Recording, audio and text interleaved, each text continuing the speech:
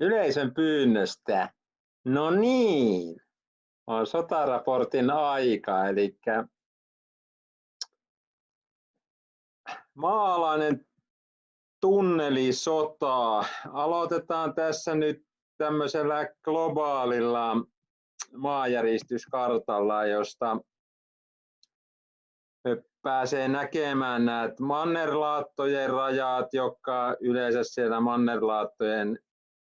liikkumiskohdissa, niin siellä on yleensä enemmän aktiivisuutta, ja sitten kaikki, mikä poikkeaa tuosta mannerlaatoista, niin ne on sitten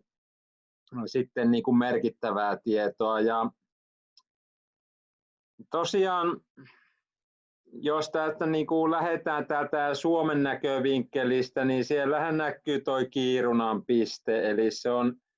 viimeisen kuukauden aikana voimakkain maanjäristys, mitä on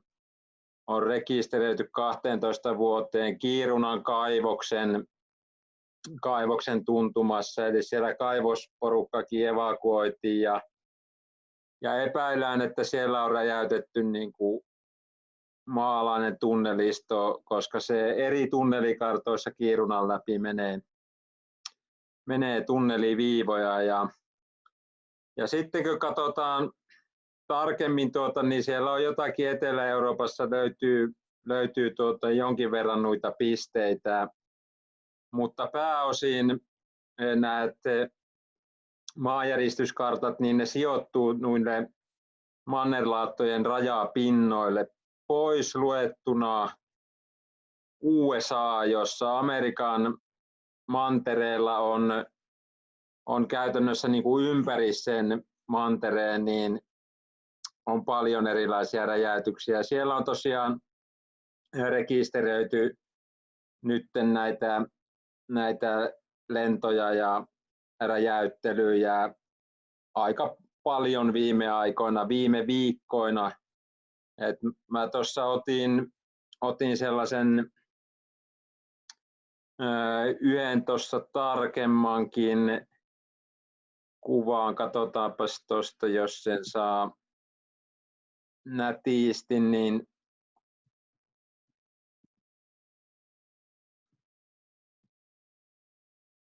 eli tämä on semmoinen palvelu, joka ilmoittaa ton räjähdyksen syvyyden, eli silloin kun se on tuolla 7 kilsasta, 5 kilsasta 10 kilometriin sillä välillä, niin ne on näitä hyvinkin potentiaalisia tunneliräjäytyksiä, ja sitten kun se on tuolla vaikka 100 kilometrissä tai vastaavaa, niin ne on sitten oikeita maanjäristyksiä, jotka jättää sitten sen hännän, eli tiedetään tuossa Chilessä, että siellä on ollut ihan normaalia maanjäristysaktiivisuutta, ja tosiaan kun otetaan vaikka tuosta toinen vastaavanlainen globaali kartta, niin täällä näkyy, että täällä on tämä Chilen alue on niin kuin ihan maanjäristystä siellä, että osa varmaan voi olla, että siellä on myös tunneleiden räjäytysoperaatioita, mutta osa voi myös olla tätä niin kuin maanjäristysaktiivisuutta.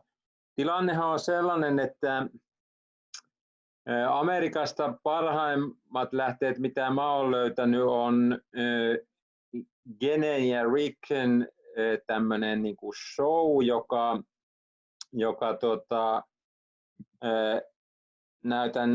näytän tuon, eli tämä sivusto, eli on sellainen B2T, Blessed to Teachin kanava, jonne tulee erilaisia videoita, ja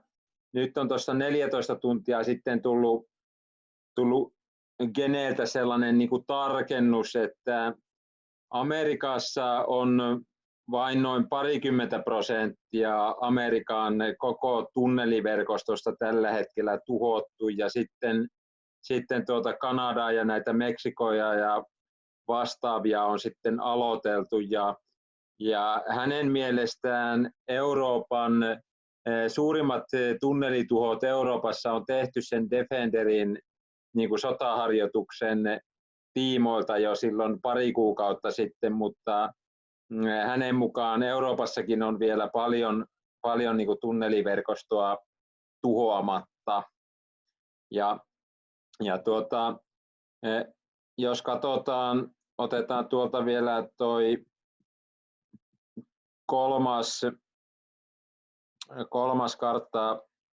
globaali kartta, mitä eri palveluista on nähtävissä, niin painopiste on kuitenkin silleen, että Amerikan niin kuin sekä Alaskan että sitten tämän normaalin niin kuin Amerikan mantereen alueella on kaikista eniten on tätä pientä ympyrää, joka on tätä pienen räjäytyksen niin kuin voimakkuutta, että isommalla pallolla olevat, niin niissä voi olla sitten tällaista niin kuin normaalia maanjäristysaktiivisuutta, että näistä on vaikea tarkalleen päätellä sitten, niin kuin, että mikä on aivan absoluuttista totta, mutta Gene lupaili, että tuossa viikonloppuna he saavat semmoisen niin kuin jonkinnäköisen niin kuin globaalin katselmuksen aiheesta ja silloin sen jälkeen sitten palataan tarkemmin näihin niin kuin maailmanlaajuiseen tilanteeseen, mutta mennään kuitenkin sitten syvemmälle tähän Suomen tilanteeseen, eli niille kuuntelijoille ja katselijoille, jotka ei tiedä, niin meidän puolustusvoiman komentaja on käynyt hakemassa helmikuun lopulla koodit Amerikasta, eli siellä on Timo päivitetty toimintatapaan nyt kun tänään on puolustusvoimain lippujuhlapäivä, niin tänään on myös sitten tullut eri kanavilta ulos näitä niin kuin puolustusvoimain tiedotteita puolustusvoimat on linnoittautunut Trumpin sanojen taakse, eli siellä puhutaan eri kirjeissä näkymättömästä viruksesta, eli deep stateista tai kabalista ja sen selättämisestä. Mitä ylennyskirjeessä oli suorat lainaukset oli, että noudatamme ohjeita, miten meidän pitää toimia. Eli mitä se käytännössä tarkoittaa? No, se käytännössä tarkoittaa sitä, että Suomessa poliitikoilla ei tällä hetkellä ole niin kuin tässä niin kuin maailmansotatilanteessa silleen niin kuin käyttöä, että he voivat niitä tukipaketteja EU ynnä muihin niin kuin sen mukaan hyväksyä, miten show pyöriikään, mutta se mitä puolustusvoimat tekee ja miten he reagoi tilanteeseen, niin se on niin kuin oleellista. Puolustusvoimat on nyt valinnut sen linjan, että he noudattaa USAsta tulevia ohjeita pilkulleen. Eli jos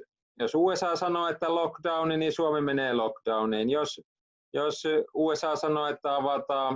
avataan maa, niin Suomi avaa portit. Eli se on todennäköisesti nyt niin kuin marssijärjestys ja miten sitten taas niin kuin, jos oletetaan, että tulisikin tämmöinen niin kuin tiukempi vääntö vielä tässä, niin miten se sitten käytännössä olisi niin kuin mun näkemyksen mukaan, miten se toteutettaisiin, niin käytännössä Venäjän armeija, se on nyt jo parkissa sekä meidän itärajalla että etenkin Baltian maiden itärajalla, koska Baltiassa on sellaisia, siellä on esimerkiksi Liettuan pressa on suoraan niin kuin natsisukua ja tiedetään, että siellä on niin kuin sitä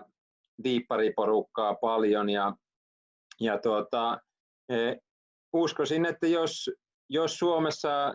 tilanteet niin kuin eskaloituisi, niin meillä olisi Putinin joukot sitten käytössä, koska Trump ja Putin ja Kiinan johtaja Xi Jinping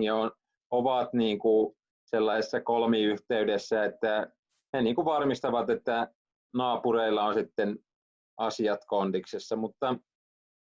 edelleenkin on sitä mieltä, että Suomessa on vähän tunneleita ja Suomessa on vähän diippareita verrattuna muihin maihin, jotka voi olla niin kuin läpikotaisin korruptoituneita, niin todennäköisesti Suomi menee sitten ihan tällaisena niin kuin hygienisellä niin kuin tavalla siivoaa vaan pikkuhiljaa oman oikeuslaitoksensa ja rikolliset sieltä kentältä pois.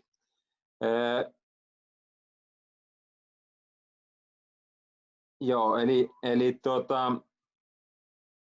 on siis todennäköistä, että Suomen maaperällä ei sotilasjoukkoja nähdä, eli se on semmoinen niin kuin mun arvio tilanteesta. Ja Puolustusvoimain arvio on, että tilanne kestää niin kuin pitkään, eli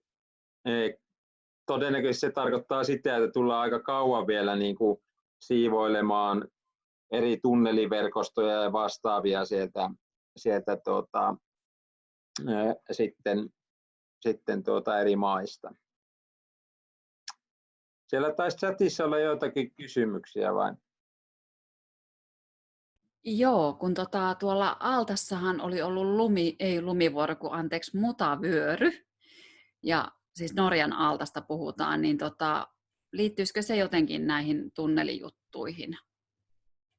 Joo, no siis Aaltahan on ihan keskeinen sijainti siinä mielessä, siellä on just näitä niin kuin,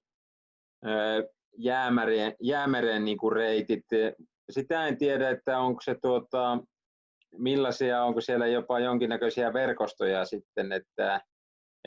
itse en ole siitä kuullut, ja tuo, minkä mä oon ottanut tuon maanjäristyskartan, niin se on niin kuin, onko se päivä vai 2 vanha nyt, eli onko tämä Altan tieto ihan näiltä päiviltä sitten vai? Se on ollut eilen vai toissa päivänä. Mun mielestä se oli eilen, mutta se täytyy vielä tarkistaa, että mä sain ystävältä tietää tästä. Joo, toki se voi olla silleen, että nyt on paljon lumeet sulaa ja muuta, että siellä voi olla ihan normaaliakin luonnonilmiötä. Kemijoki on täällä tulvinut niin kuin pitkältä matkalta niin kuin poikkeuksellisen laajasti just sen takia, että on valtavat lumimassat ollut pitkään ja sitten ne on kerralla vähän niin kuin sulanut nopealla aikataululla, niin silleen. Mutta tosiaan itse olen hyvinkin niin kuin positiivisella niin kuin mielellä Suomen tilanteesta, että aika luottavaisin mielin silleen, että vaikka rahaa näytetään hassaavaa monen eri suuntaan, niin siellä on kuitenkin, Trump on sanonut, että 3. kvartaalilla tulee transition to greatness, eli jonkinnäköinen resetti näihin niin kuin ehkä velkoihin tai vastaaviin juttuihin, ja se voi olla sitten niin kuin, että päästään oikeasti sellaiseen maailmaan, jossa ihmiset ei tarvitse koko ajan sitä niin kuin viallista rahaa vastaan taistella.